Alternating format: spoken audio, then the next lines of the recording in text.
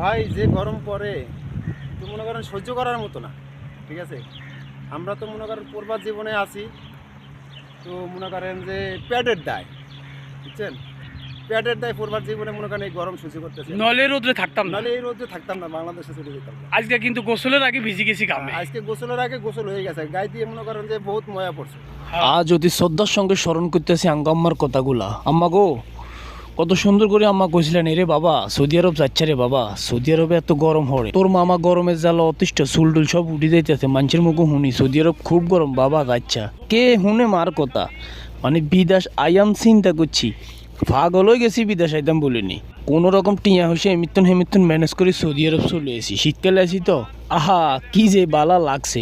মুদির cafe Quess high high আল্লাহ গো, গরমের দিন শুরু হয়েছে, আরে আমনে করে কেমনে বুঝাইতাম, পাগল হয়ে গেছি গরমে, বেদিস হয়ে গেছি ভাই। খালি যদি এমনি গরম হতো মন্ডারে বুঝান যাইতো, বুঝছেন নি, এমনি তো গরম হরে, আবহাওয়া তো খুব গরম, বাথরুমও যাই যে একটু গোসল করিয়াম ভাই, একটু প্রাকৃতিক ডাকে সারা দিয়াম ভাই, ফানি কোনো শৈলে লাগান যায় না, আগুনের হিট রয়েছে, মানে স্যাঁত করে উঠে আর লাভ দিয়ে উঠে টক্কা দিই, মাথার মজো পর্যন্ত লড়ি যায়, এরম গরম হানি মা গো মা।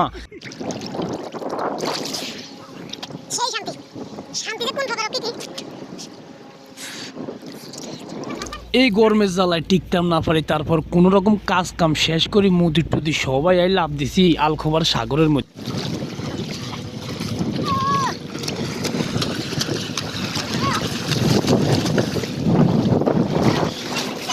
ভাই বিশ্বাস করেন, উপরে যত গরমে থাক সাগরের হানিগুলা দিয়ে এত শীতল এত ঠান্ডা, আমি মুদির হতে থেকে আমার একটা কফি দে।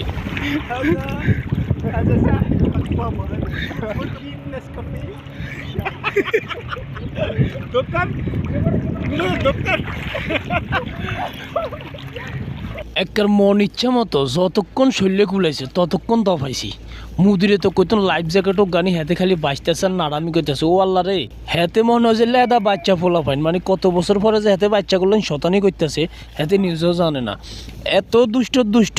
এতদিন হাতের লগে কাম করি, শুধু হাতের মনে কর না রাগটাই দেখলাম কামের সাইডে, কিন্তু হেতে যে কত নাম্বার নাটা আর কোগা শতান যে হেতের লগে আছে, সাগরের মধ্যে ডুবাইতাম নাইলে বুঝতাম না, বুঝছেন। এমনি কিন্তু খুব দুষ্ট ওরে বাবা রে বাবা, ছোটবেলাতে কোন লেভেলের দুষ্ট আছিল আল্লাহ মাহবুদ বালা জানে।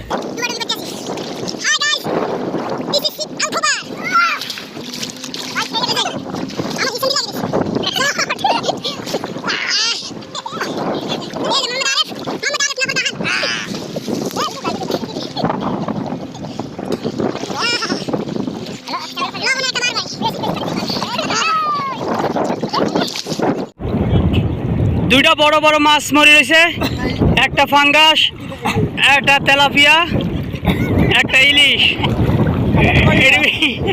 এটি বাঁচতে আছে।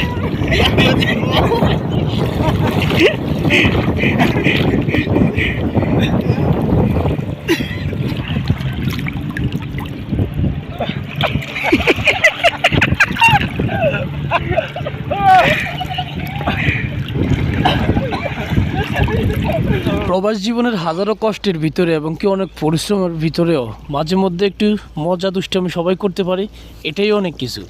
তার ভিতরে সবচেয়ে ভালো লাগলো আজকে আমাদের ফোরম্যান সহ সবাই সহ সাগরের মধ্যে একটু ডুবোডুবি করলাম, শরীরটা অনেকটা শীতল হয়েছে। কারা কারা আপনারা দাম্মাম আলখোবার এরিয়াতে আছেন অবশ্যই কমেন্ট করে জানাবেন। তো সবাই সুস্থ থাকবেন, ভালো থাকবেন, আসসালামু আলাইকুম।